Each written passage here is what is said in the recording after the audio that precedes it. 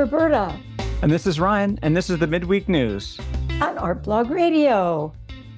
We should talk about the news. One thing I want to say is, for you, a theater guy, my son Max and his wife Kim are going to New York on Thursday, and one thing that they're going to do is go to the theater to see Oh, Mary, which you may have heard of. It's about Mary Todd Lincoln. It's sort of a comedy spoof of Mary Todd Lincoln trying to put together a burlesque review, shall we say, at the same time that I think the war was going on and maybe her son Willie was dying and all these sort of things crashing in around her. So it's supposed to be good. I read about it, but anyway, we'll have some more updates on that after they get back, and I pump them for information on how it was. Well, I know that it won the Best New Play for Off-Broadway, but I don't really know. I don't know anything beyond that. Anyway, that's it for me in terms of my off-the-cuff remarks. Okay, let's march along into the news. And I have three things today, and two of them are sort of real news, and the other is a gallery notable. So Opera Philadelphia, we learned in the newspaper today, now is offering $11 tickets for its opera productions. Any seat in the house. It doesn't confine you to the nosebleed section. I don't even know where they perform these days. Is it the Academy of Music, perhaps? I'll have to look that up. We'll look that up for you. Anyway, they have a new play opening, or a new opera opening, and this fall, and they have a new executive director or director of the company who is himself a countertenor, which I didn't look up, but I think those are the tenors who are quite high. They have very high voices. So this is his first step in revivifying what they're doing. They, like all the arts organizations during COVID and the pandemic, had a terrible time, and they're still recovering. And so it'll be interesting to see how this all happens and comes about. Anyway, more power to them. It's really great. And this is all about deinstitutionalizing opera. So let newbies come, people that haven't ever been before and have a curiosity. I mean, $11 is really a good price point for an opera ticket. In fact, when I was in college, we used to travel to New York from Madison, Wisconsin, driving over the icy roads with the 18-wheelers skidding around every place in the middle of winter. And we would go to the opera. I would go to the opera. Standing room seats at the Met was really great. You had to stand, but it was still an awesome experience. Anyway, next up on my list is sad news that the Washington Post has dropped its gallery coverage. And this comes to us via Be More Art, which announced it in its pages after the writer of the gallery column, who had been the long-term reviewer of gallery shows in the DC regional area, announced that the day before, his editors had just gotten in touch with him and said, basically, by the way, we're letting go of this column on August 25th. So this is your last hurrah. Anyway, yes, really abrupt, really sad. And of course, that's the Washington Post, sort of like the other dominoes that have lost their coverage of the arts through the years, like the Inquirer, which doesn't have gallery reviews anymore. They, for many years, had wonderful gallery reviewers, Edie Newhall and Tom Hine and Ed Szymanski. They were fabulous, really gritty, sort of deep thinkers and writers, really good stuff. And then it's like they made a decision not to have it anymore. So we're sorry to hear it.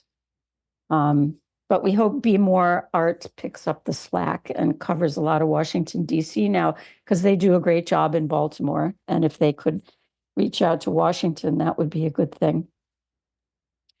The third thing I want to mention is InfoSpace Gallery. There's a gallery that we know the people who run it. It's Celia Jailer and her cohort. They started the Quilt Show in West Philadelphia a bunch of years ago. The quilting bee that they have put its quilts up on the cyclone fencing surrounding the basketball courts. I thought it was amazing. And they've done that a couple years in a row now. So then they had something called the store on Dickinson Street, which was also amazing, showed a lot of interesting art and clothing and things that were artistic but didn't come up out of an art school. And now at InfoSpace, which I think you've been to, right, Ryan? I have not been there. It's Yeah. in someone's abode, right? Yeah. Someone's apartment. Mm-hmm. In Port Richmond. I think it's way up there. Anyway, they put out a no BFA open call, meaning they were looking for people who were arty and came up outside of the system, outside of the schooling. And they're saying that they're promoting it because there's lots of ways to express yourself artistically, and it doesn't have to come from a degree like a BFA or an MFA. And so more power to them. I embrace that also. And that show opens on, I think, the 15th. Yes, it's called The Dirt in Our Garden. Oh, September 14th, 5 to 9 p.m. Okay, and we'll have links to all those things, including the sad news and the gallery in the transcript. So that's about it for me. How about Yeah, you, Ryan? those changes always seem abrupt. Hey, you're doing a great job. Keep up the good work, and this is your last day. It's Yeah, like so sad. Ugh. very sad, very sad. Yeah. Um, well, on that positive note, so I'll keep my things to three as well. School is back in session for most, and so it also means everyone else's lives are coming back to the city, and hopefully you feel re-energized and rejuvenated from your summer. And Tyler School of Art and Architecture has Black Like That, Our Lives as Living Praxis. Then you can see that review up on an art blog as well as that event is up. August 30th is the opening for that. That's at 5 p.m. and that'll run through December. Yeah. So a show we're seeing. Also, you can see a pre ahead of time show there on the art blog. See that review. Then I want to talk about the boy bands have won. That's my theater pick of the week. Mm. It's part of Fringe. It's just a couple day show. So I thought I would send it out in advance. The love-hate I have with Fringe is that it's hard to find out information about them. It's hard to know if it's going to be any good or if it's just going to be wild and you're just there for the experience of having gone. And some of them are so amazing and they're only there for two shows and you don't have enough time to get everyone else to have the time to go see these shows. So this show is September 6th. It's at Rosie's Taco Bar, which you're going to have to love. That's 624 South 6th Street. I'm not quite sure what it's going to be, but it looks really cool. It definitely seems like it's going to be music and fun and festive. It's going to be Fringe, so use that as your metric, your gauge to assess if that's for you. My third thing is the Philadelphia Mycology Club is having their first annual Fungadelphia Festival. Again, just a little over a week is in Saturday, September 7th. That's from 11 a.m. to 3 p.m. at the Schuylkill Center in Philadelphia. That's 8480 Haggis Mill Road.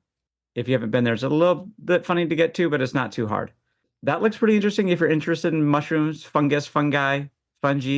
I have to mention that we have a post coming up soon that's a Q&A between Lane Spidell, one of our writers, and Chenchi Xiao, an artist who is big into mycology and grows mushrooms as part of her art. So yes, mycology coming up for you people. Yeah, I love it. There have been so many fascinating books on mycology and underground networks and how sharers communicate and share nutrients with one another through mycelium networks.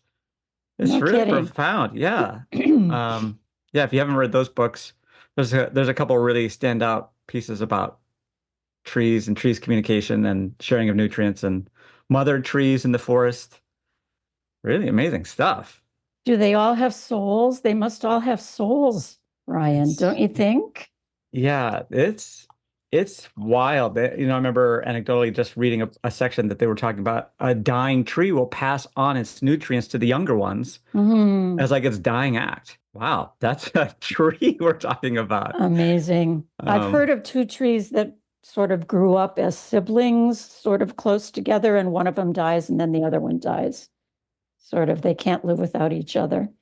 it's a mirror world. As much as we see the difference, there's a lot of similarities. Yeah, for sure. We all share the same mother, I guess. Yeah. Yes. Well, So, cells, we all have cells, molecules, that sort of thing. So we're all made out of the same kind of stuff, basically. well, those are my three. Yeah, Fringe is coming up, so there's going to be a lot of interesting theater stuff. Theater world is just popping right now too. There's a lot of things happening at Temple too, which has really been interesting. Hmm. They're pushing a lot of different things. A lot of those are on Connect already. Hmm. Other ones that if we've missed, throw them up there. We'll keep the list growing and active, so you have the one-stop shop place to look for everything. If you find something that is interesting and random, put it our way, and we'll get it up there. Definitely. Well, those are my three picks for the week. Cool. Well, let's give people a glimpse of what's coming, the Artblog art market. We've been talking about this a little bit behind the scenes and a little bit on the news post with you, but we are ready to announce it and we'll be rolling out the PR pretty soon. We'll put a link into where you can find information about it, like what are the artists. There are going to be 24 artists in this, plus Partners and Son and Ulysses and Artblog are tabling. So it's going to be affordable art by local artists that we're very happy to work with. And it was co-curated by Artblog along with Terry Solon, Chris Hamas, and Tim McFarlane. So shout out to those guys. We're going to have lots of programs to go with it, like Kiana Butler's Black Hippie Art Sketch Club. We don't have a date for that yet. We need to work with Kiana and schedule it. And of course, Artblog's 21st birthday party, which will always, every year we have one, and it's always fun, and everybody's welcome. So this is going to be, did I say, Moore College of Art and Design in the Paley Gallery, which is a beautiful space. Lots of art, lots of affordable art, and right before the holidays. It opens October 4th and goes till December 7th.